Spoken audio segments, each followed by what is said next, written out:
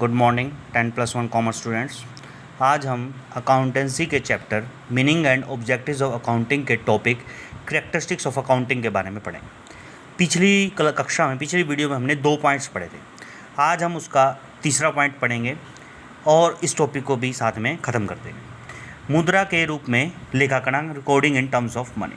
देखिए, ये सबसे महत्वपूर्ण बात है कि अकाउंटेंसी में की पुस्तकों में प्रत्येक लेन देन का मुद्रा के रूप में लेखा किया जाता है। जैसे मान लो एक व्यवसायी के पास 200 कुर्सियाँ हैं, 10 मेजें हैं, और ले लीजिए उदाहरण, ठीक है, 2 एकड़ भूमि है और उसके खूब सारा माल पड़ा हुआ है उसकी दुकान में, ठीक है, 5 ट्रक है, 5 मशीनें हैं, कच्चा माल भी पड़ा हुआ है, ठीक है, ये सब पड़ा हुआ। तो इन सब का लेखा हम नहीं कर सकते इस प्रकार से। 5 ट्रक, 5 मशीनें, इन सब को रुपीज़ से मल्टीप्लाई करके इनकी वैल्यू का हम लेखा करेंगे।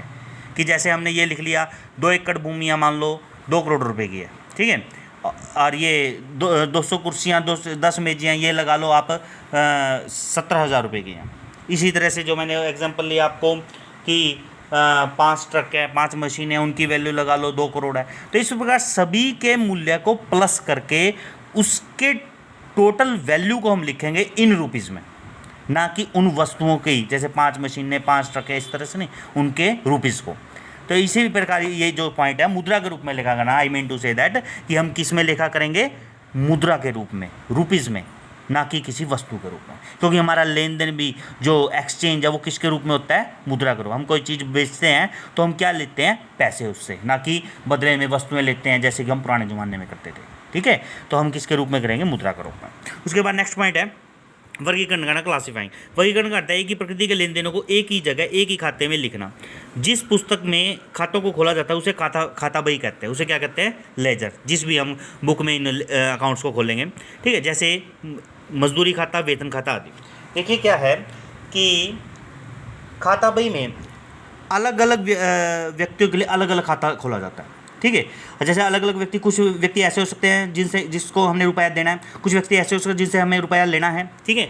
इसी प्रकार क्रय विक्रय से संबंधित, संपत्तियों से संबंधित, ठीक है, आय और व्यय से संबंधित, इनकम एंड एक्सपेंसेस से संबंधित, ठीक है, सेल परचेज से संबंधित, एसेट से संबंधित, इन सब के लिए अलग अलग खाते खोले जाएंगे, अलग अलग अकाउंट्स खोले जाएंगे।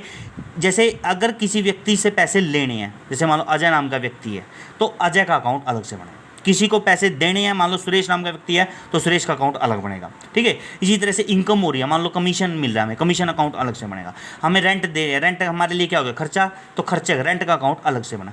अलग अलग चीज़ों के लिए अलग अलग अकाउंट बनेगा। इसको कहेंगे क्लासीफाइंग, वर्गीकरण करना, ठीक है। उसके बाद हम नेक्स्ट पेज पर चलेंगे। नेक्स्ट है हमारा सारांश, समराइजिंग। समराइजिंग क्या कहता है, सारांश तैयार करना एक ऐसी कला है जिसके अंतर्गत वर्गीकृत किए आंकड़ों को इस ढंग से पेश किया जाता है कि वह प्रबंधकों एवं अन्य व्यक्तियों की समझ में आ जाए और उनके लिए उपयोगी सिद्ध हो। सारांश का क्या मतलब है, जैसे कि आपने देखा होगा इंग्लिश की बुक में लेसन के आगे एक समरी दी होती है, वो क्या होता है, पूरे लेसन का वो समरी होती है, पूरे लेसन को शॉर्ट रूप में बताया जाता है। इसी प्रकार से हम अकाउंट्स में भी समरी तैयार करते हैं। वो किस प्रकार से तैयार करते हैं, जो हमने लेखांकन किया है सबसे पहले हम लिखेंगे जर्नल में, और जर्नल के बाद हमने क्या, अभी हमने ऊपर वाले पॉइंट में पढ़ा, उसके बनाएंगे खाते, जिसको हम बोलते हैं अकाउंट्स, अलग अलग प्रकृति के अलग अलग खाते। और खातों के बाद क्या बनेगा, ट्रायल बैलेंस। ट्रायल बैलेंस के बाद क्या बनेगा, trading account, profit and loss account and balance sheet. ये तीनों चीज़ बनेगी। ये जो तीनों चीज़ बनेगी ये हमें क्या बताती है, नेट प्रॉफिट, नेट लॉस और व्यवसाय की वित्तीय स्थिति, financial position of the firm. यदि हमने नेट प्रॉफिट और नेट लॉस जानना है तो हम प्रॉफिट एंड लॉस अकाउंट से जानना है, और यदि हमने व्यवसाय की फाइनेंशियल पोजीशन को जानना है तो हम किससे जानेंगे, बैलेंस शीट से। ये सब हम खाते आने वाले लेसनों में बनाएंगे, वहाँ पर ज़्यादा आपको क्लियर हो जाएगा कि किस तरह से ये खाते बनाए जाते हैं। फिलहाल यही बात कि हम इनके जो सारांश में हम क्या करते हैं, trading account, profit and loss account और बैलेंस शीट बनाते हैं, और इनसे हम व्यवसाय के लाभ हानि और वित्तीय स्थिति का पता लगाते हैं। उसका छठा पॉइंट है परिणामों की व्याख्या, इंटरप्रिटेशन ऑफ द रिजल्ट। परिणामों की क्या व्याख्या है, लेखांकन में व्यवसाय के परिणामों को इस ढंग से प्रस्तुत किया जाता है कि सभी पक्षकार, जैसे व्यवसाय का स्वामी, बैंकर्स, कर्मचारी, लेनदार जिसने पैसे लेने हैं आदि, व्यवसाय की प्रॉफिटेबिलिटी और फाइनेंशियल पोजीशन के बारे में जानकारी प्राप्त करें। अब जैसे मैंने पिछले वाले पॉइंट में बताया, प्रॉफिटेबिलिटी किससे जानेंगे, ट्रेडिंग अकाउंट और प्रॉफिट एंड लॉस अकाउंट से, क्योंकि ट्रेडिंग रीडिंग बनाने के बाद ही प्रॉफिट एंड लॉस अकाउंट बनता है और प्रॉफिट एंड लॉस अकाउंट से हमें शुद्ध लाभ और शुद्ध हानि का व्यवसाय का पता लगता है। और इसी प्रकार से वित्तीय स्थिति किससे पता लगता है? बैलेंस शीट से, ठीक है, जो जिसको हम स्थिति विवरण भी कहते हैं। तो इन जब दो चीज़ों का हमें पता लग जाता है तो ये सभी पक्षकार, कोई भी पक्षकार, क्या व्यवसाय का प्रोप्राइटर हो, मालिक हो, ठीक है, बैंकर्स जिसने पैसा मान लो कर्जे पे ले रखा है किसी फर्म ने बैंक से, तो वो भी इसमें इंटरेस्ट दिखाएगा, ठीक है। कर्मचारी क्यों इंटरेस्ट दिखाएगा? एम्प्लॉय, क्योंकि उसने सैलरी चाहिए, क्योंकि फर्म में अगर प्रॉफिट होगा तभी उसको सैलरी मिलेगी, इसलिए वो खातों में भी इंटरेस्ट रखेगा, ठीक है। तो ये सभी इनको कहाँ से जानकारी मिलेगी? वो मिलेगी उससे trading account, profit and loss account और बैलेंस शीट में, जो जिसका मैंने ऊपर वाले पॉइंट में भी जिक्र किया है, ठीक है। उसके बाद है संवहन, कम्युनिकेटिंग। लेखांकन के कार्यों में वित्तीय डाटा को इसके उपभोक्ताओं तक प्रेषित करना, संवहन करना। प्रेषित का मतलब होता है सेंड, भेजना, जिसको हम कम्युनिकेटिंग भी कहते हैं, सम्मिलित है, ठीक है।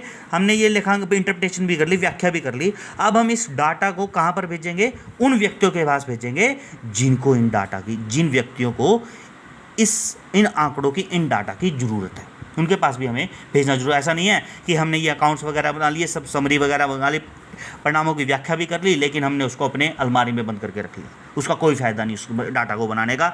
हमने उनको कम्युनिकेट भी करना है और जो व्यक्ति इंटरेस्ट रखते हैं उनके सामने भी हमने इनको पेश करना है, ताकि वो अपने अपने ढंग से इन आंकड़ों को विश्लेषित कर सकें और अपना फैसला ले सकें कि आने वाले समय में हमें इस व्यवसाय के प्रति क्या करना है, इसको पैसा देना है या नहीं देना है, क्या दृष्टिकोण बनाना है। वो तभी होगा जब हम उनके सामने डाटा कम्युनिकेट करेंगे। तो आज के इस वीडियो में हमने कैरेक्टरिस्टिक्स ऑफ अकाउंटिंग के 2 पॉइंट्स पहली वाली वीडियो में पढ़ लिए थे और बाकी 5 पॉइंट आज पढ़े हैं। तो आज हमारा ये कैरेक्टरिस्टिक्स ऑफ अकाउंटिंग, लेखांकन की विशेषताओं का टॉपिक खत्म हो गया। अगली वीडियो में हम नेक्स्ट टॉपिक के बारे में पढ़ेंगे। मुझे उम्मीद है आपको समझ में आ गया होगा। आप सभी विद्यार्थियों को ये सभी पॉइंट्स ध्यान से याद करने हैं और अपनी कॉपी में भी सुंदर सुंदर साफ साफ लिखाई में लिखने हैं। धन्यवाद।